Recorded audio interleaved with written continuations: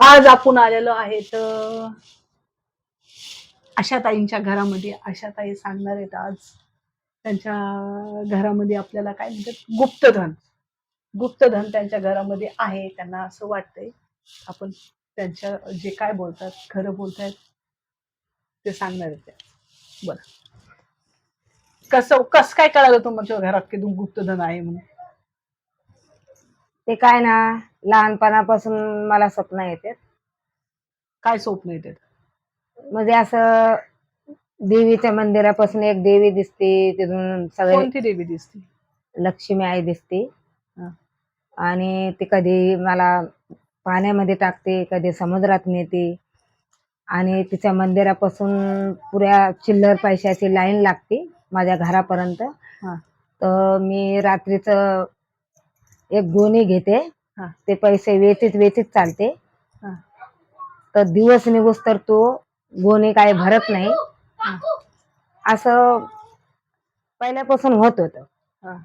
मग माझं लग्न झालं. लग्न झाल्याच्या नंतर 2-4 वर्षांनी माझं फाडकेती झाली. हा. त्याच्यानंतर घरच्यांनी मला दुसरं लग्न करून दिलं. तो 2 मुली झाला, तो आपोआपच गेला.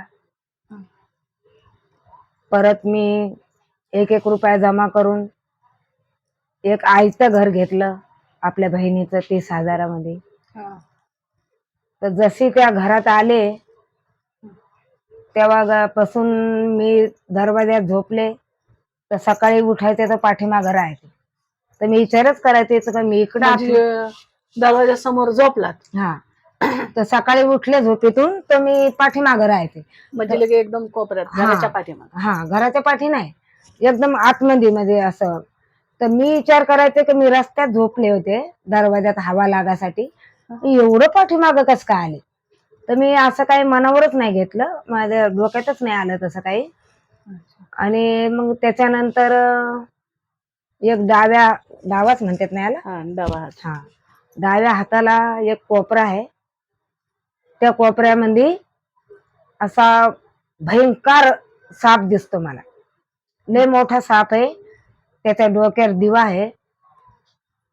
आणि तो मला बोलतो, त्याच्यावर एक काळा जरी एक माणूस आहे. तो माणूस बोलतो की हे साप जे आहे हे तुझा आहे, याला तुझ्या हाताने कुंकू लाव. असं तो मला स्वप्नात येऊन बोलतो. स्वप्नात येतोय? हा, स्वप्नात येतो. आणि कधी कधी समोर बी दिसतो. पण म्हणजे असं साक्षात समोर समोर दिसतो. पण माझं तोंड बंद होतंय आणि मी फक्त त्याला बघते, पण मला काही बोलताच येत नाही त्याला. तर बोलतोय की हे तुझा साप आहे आणि याला तू कुंकू लाव. पण माझी हिंमत पडत नाही. ते सापाचे एवढे मोठं तोंड आहे, एवढे मोठे दात आहेत, त्याची जीभ आणि त्याचा सगळा तोंडाचा भाग मला सगळा ते धावतो माझ्यावर तेव्हा दिसतो. म्हणजे साप तुमच्यावर स्वप्नामध्ये का खरं? स्वप्नामध्ये. मध्ये स्वप्नामध्ये नसते मी, म्हणजे जागी असते, पण मला बोलता येत नाही. हा. तर मग असं करता करता एक दिवस एक देवी दिसली. माझ्या घरात चोर शिरला होता, माझ्या मुलीच्या बाजूलाच येऊन झोपला होता अंधारात. तर मग देवी दिसली. तर मी देवी कधी आयुष्यात पाहिली नव्हती. मग ती बोलली की ती काय मला बोलली नाही, पण तिने इशाऱ्यानं बोलली पोरीला मध्ये इकडे घे.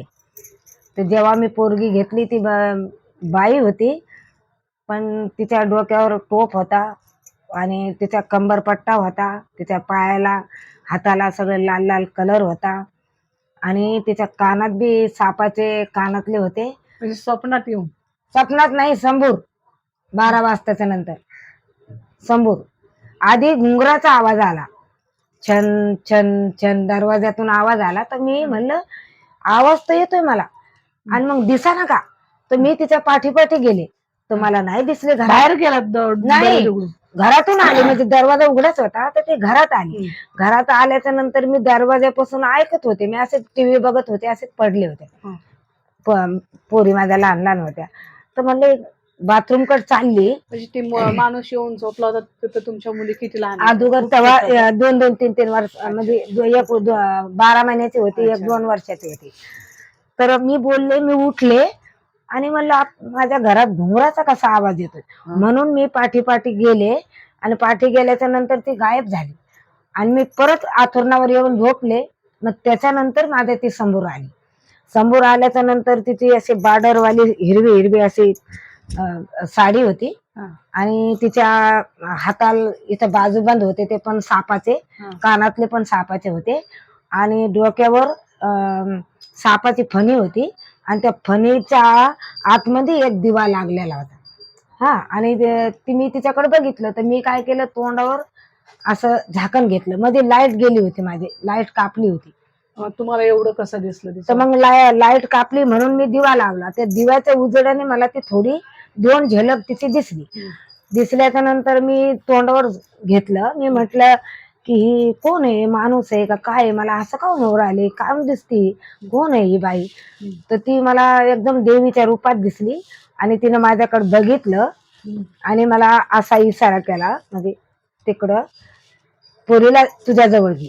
जेव्हा माझ्या पोरीकडे माझं लक्ष गेलं, तिला आवाज द्यायला गेले मी, तर माझा आवाज बी आला आणि तिला बोलले बाळा माझ्याजवळ येऊन झोप.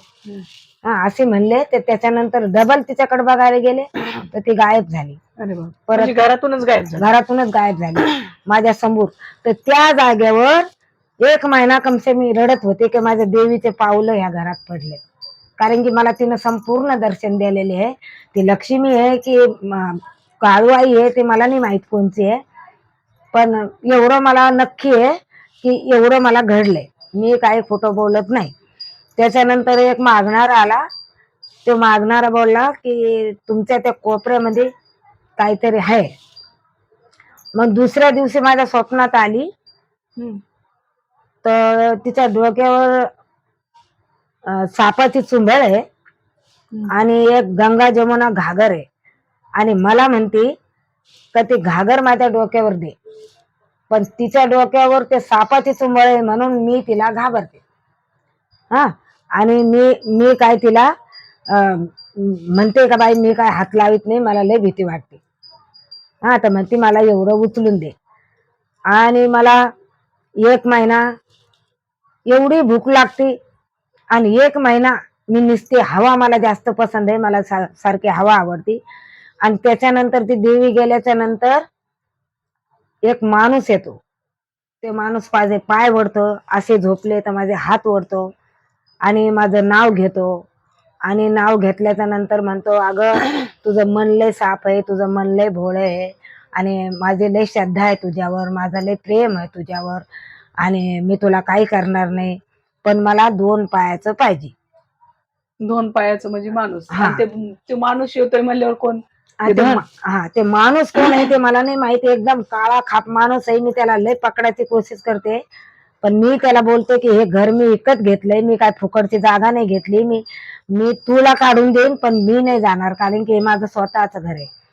तर तो काळा माणूस आहे. मी पकडायची प्रयत्न करते त्याला, पण तो काय माझ्या हातात येत नाही. त्याच्या अंगाला सगळं असं काळं काळं वर वंगण लावल्यासारखं गाडीचं. बापरे. हा, तो मला सगळे बोलतात की मी कोणाला सांगायला बी गेले तर कोणी माझ्यावर भरोसा करत नाही. पण मला काय घडतंय, मी कशी तकलीफ मध्ये काढते. पुरी रात मी देवीच्या फोटो पसे बसून रडते का ते काय आहे त्याचं कारण. ते मी दुपारी जरी झोपले तर ते दरवाजा सुद्धा बंद असलेला तो माणूस मला दरवाजातून येताना दिसतो आणि माझे हातपाय ओढतो आणि म्हणतो मी तुला काय करणार नाही, माझी तुझ्यावर श्रद्धा आहे, पण मला 2 पायाचं पाहिजे. हा, तर याचा काय मतलब आहे, कोण आहे ते माणूस, ते खरंच धन आहे का घरात दिसतंय मला.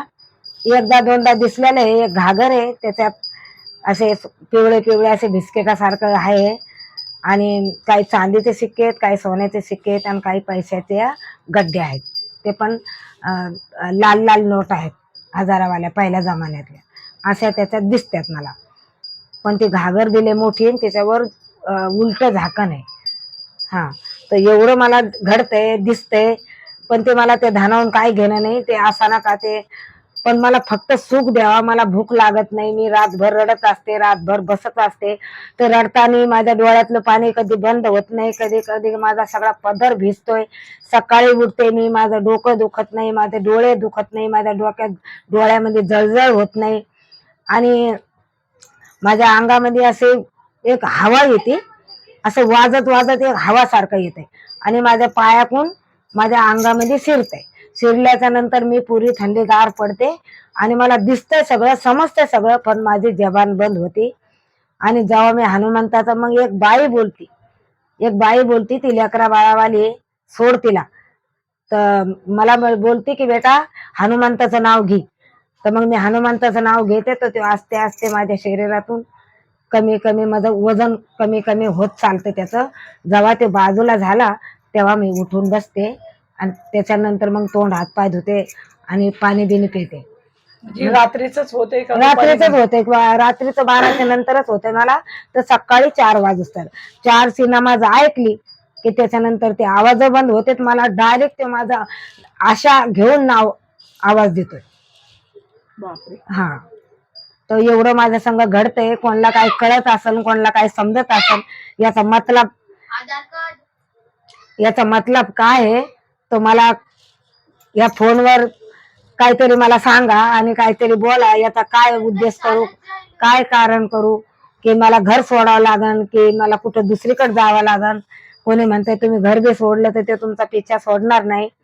तर मी काय करू, म्हणजे काय इच्छा आहे त्याची, मला मारून टाकायची इच्छा आहे. जर मी मेले तर त्या नंतर काय बोलू आता.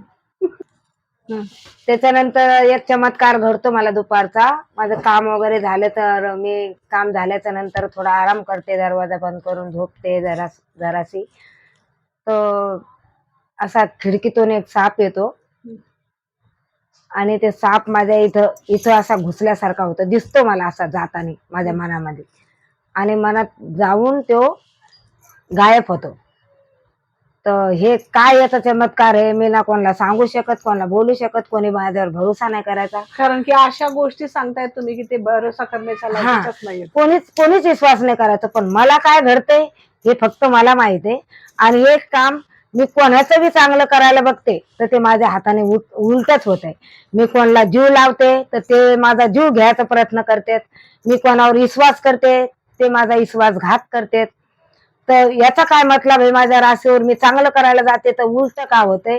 आणि मला असं वाटतंय की माझा काही गुन्हा नसताना जरी माझ्यावर कोणी आरोप टाकले या माझ्यावर कोणी मला रडायचे प्रयत्न केले तर त्या समोरच्याला काही तकलीफ नाही हो, मला त्याचं टेन्शन असते. आणि ते घडल्याशिवाय कधीच राहणार नाही. जर मी कोणाला तकलीफ दिली असेल तर माझी एकच इच्छा आहे की साप बनून यावं त्या देवानी आणि मला चावाव. आणि माझी जरी चुकी नसेल तर जे मी बोलते ते त्याला एवढीच माझी इच्छा आहे. जय भीम.